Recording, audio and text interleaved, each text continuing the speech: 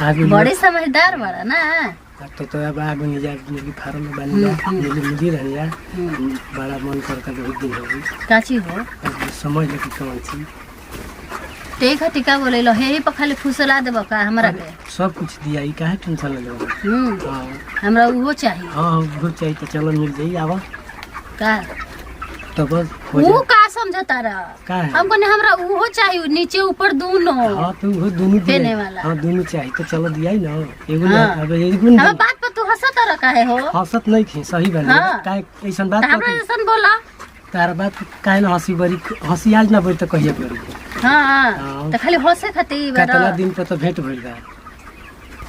हां का कहता रहा बोला बुझे ना कहता नहीं मन कर माने मन करता ढेर दिन हो गई तार विचार का हां तार का विचार का हमार का विचार पड़े का कहता रहा बोला।